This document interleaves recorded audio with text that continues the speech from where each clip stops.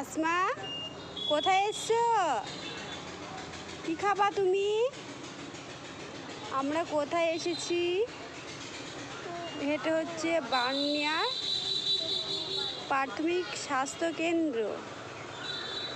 আমরা এইখানে এসেছি আজ ডাক্তার দেখাতে।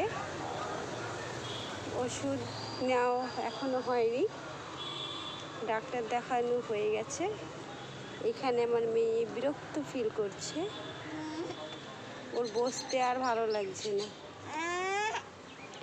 আর এইখানে দাঁড়িয়ে আছি শ্যামা গাছের নিচ, চারিকোল। এটা বার্নিয়া।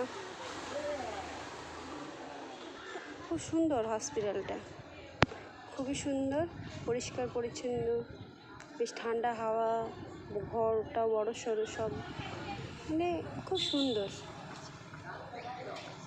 খুবই সুন্দর। আসমা, তাকাও।